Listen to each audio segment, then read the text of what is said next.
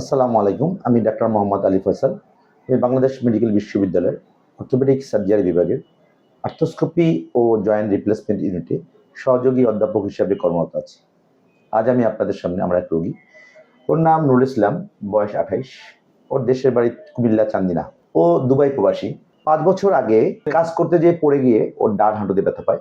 তার পরবর্তীতে ওর ডান হাঁটুতে সমস্যা হয় এবং এই ডান হাঁটুর রগ ছিঁড়ে যায়। ৫ বছর আগে ও ডান হাঁটুর অপারেশন করে, অর্থাৎ ডান হাঁটুর অ্যান্টিক্রুশিয়াল লিগামেন্ট ছিঁড়ে গিয়েছিল। সেই অপারেশনটা ও অন্য ডাক্তারের মাধ্যমে করে। অপারেশন করার পর থেকেই ওর সমস্যা হচ্ছিল ডান পায়ের হাঁটুতে এবং এই ৫ বছর এই সমস্যা নিয়ে চলছিল এবং ওর যে সমস্যা হচ্ছিল যে পড়ে যাওয়ার পর থেকে ডান পায়ে হাঁটতে গেলে পাটা সরে যায় বা ওর শীতে উঠতে নামতে ভয় হয়, এই সমস্যাগুলো রয়ে গিয়েছিল। অর্থাৎ ও ৫ বছর আগে যে অপারেশনটা করেছিল সেই অপারেশনটা আমাদের মেডিকেল ভাষায় বলে হচ্ছে আর্থ্রোস্কোপিক যে এসিএল রিকনস্ট্রাকশন করেছিল ৫ বছরে, সেটা ফেল হয় আর কি। অর্থাৎ অপারেশনটা সাকসেস হয় নাই। তো যাই হোক, সেটা অন্য ডাক্তারের কাছে করেছিল, অন্য একটি হাসপাতালে। তো ও এই ২ মাস আগে ও আমার কাছে আসে। আসার পরে আমি ওর হিস্ট্রি নিই।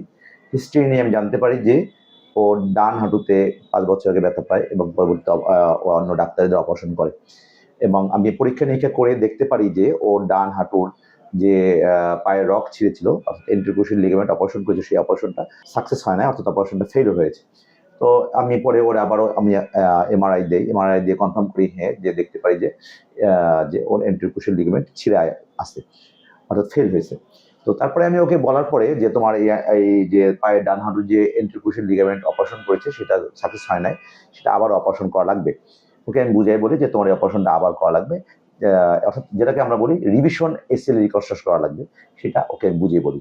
অর্থাৎ এবং ওকে বুঝিয়ে বলার পরে ও আবার পুনরায় ওর ডান হাঁটুতে অ্যান্টিক্রুশিয়াল লিগামেন্ট অপারেশন করার জন্য রাজি হয় এবং আমি ওকে এও বুঝিয়ে বলি যেটি আমরা না কেটে আর্থ্রোস্কোপির মাধ্যমে ক্যামেরায় দেখে বাইরে মনিটরে লাগিয়ে অপারেশনটা করি এবং যেহেতু একবার ফেল হয়েছে সেহেতু দ্বিতীয়বার যখন আমরা অ্যান্টিক্রুশিয়াল লিগামেন্ট অপারেশন করবো সেটা একটু কঠিন, একটু জটিল। এসব ওকে বলে তারপরে আমি ওর অপারেশনটা করি এবং ও অপারেশনে রাজি হয় এবং যেদিন আমি অপারেশনের জন্য ওকে হসপিটালে ভর্তি হতে বলি, ও সেদিনই অপারেশনে হসপিটালে ভর্তি হয় এবং ওদিন দুপুরে অপারেশন করে ওকে পরের দিন ছেড়ে দিই। তো অপারেশনের পরে আল্লাহর রহমতে ওর এখন ২ মাস হয়ে গেছে।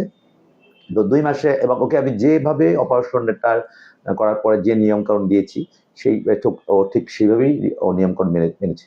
এখানে বলা বাহুল্য যে আমরা যে সচরাচর যে এসিএল রিকনস্ট্রাকশন করি তার যে পোস্ট অপারেটিভ প্রোটোকল আর রিভিশন এসিএল রিকনস্ট্রাকশনের ক্ষেত্রে, অর্থাৎ পুনরায় যদি এসিএল অপারেশন করা লাগে তার যে পোস্ট অপারেটিভ প্রোটোকল একটু ভিন্ন। তো আমি সেই একটু ভিন্নভাবে ওকে পোস্ট অপারেটিভ প্রোটোকল অর্থাৎ ব্যায়াম অর্থাৎ নিয়মকানুন শিখিয়ে দিচ্ছি, ও ঠিক সেইভাবে মেনে চলছে এবং আজকে ২ মাস পরে আল্লাহর মতে ওকে দেখলাম যে ও ২ মাস পরে রিভিশন এসিএল রিকনস্ট্রাকশন, অর্থাৎ পুনরায় যদি এসিএল রিকনস্ট্রাকশন করা হয় সেটা যতটুকু আউটকাম হওয়া দরকার ওর ঠিক ততটুকুই আউটকাম হচ্ছে, অর্থাৎ ঠিক ততটুকুও ভালো হয়েছে।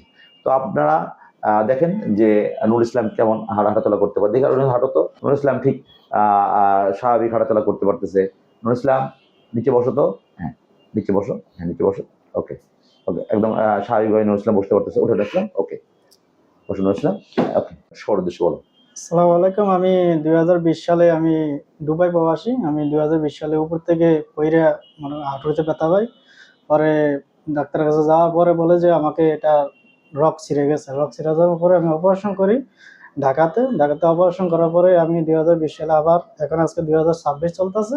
আমি ২ মাস আগে মানে এটা অপারেশন করার পরে আমি ব্যথা মানে সত্যি শীতকাল আইলে পা ফুইলা যাইতো, ব্যথা পাইতাম। মানে সবসময় ব্যথার বড়ি খাইতে হইতো আমার। পা একবার ওটো মানে ধরে যা হাত তুলিলে এফিল জায়গাইতো। তো এখন আমি স্যারের মাধ্যমে ২ মাস আগে আসি।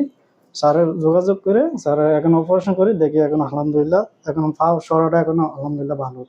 এবার পাশ সরে না, না এখন পাটা সরে না। ঠিক আছে।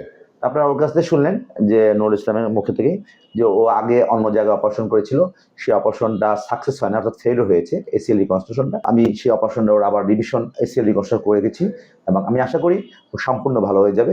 আপনারা ওর জন্য দোয়া করবেন। ও একজন দুবাই প্রবাসী, আগামী ২৩ তারিখে সম্ভবত আবার দুবাই চলে যাবে ওর কর্মস্থলে এবং আমি আশা করি ও সম্পূর্ণ ভালো হয়ে যাবে 9 মাসের মধ্যে। ও সব কাজই করতে পারবে। আপনারা ওর জন্য দোয়া করবেন। 5 বছর আগে যে অপারেশন করেছিল, অপারেশন করার পর থেকে সবসময় ওর পায়ে ব্যথা ছিল এবং সেই ব্যথা ওষুধ খাইতে হতো এবং পাশাপাশি ওর আবার পড়ে যে আবার ব্যথা পায়, সেক্ষেত্রে দেখা যাচ্ছে যে পা সরে যেত।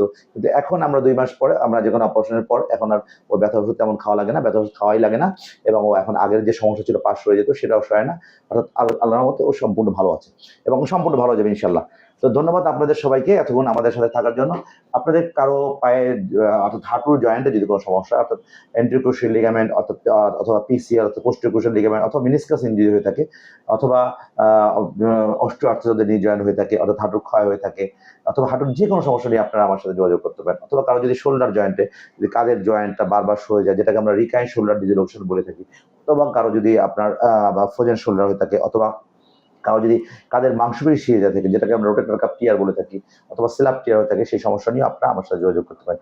এর পাশাপাশি কারো হিপ জয়েন্টে যদি অ্যানকাইলোজড হিপ হয়ে থাকে, অথবা অস্টিওআর্থ্রাইটিস অফ দ্য হিপ হয়ে থাকে, সেক্ষেত্রে যদি টোটাল হিপ রিপ্লেসমেন্ট করতে করা লাগতে পারে, সে সমস্যা নিয়ে আপনারা আমার সাথে যোগাযোগ করতে পারেন। এছাড়া কারো যদি অর্থোপেডিক্সের যে কোনো সমস্যা নিয়ে আপনারা আমার সাথে যোগাযোগ করতে পারেন।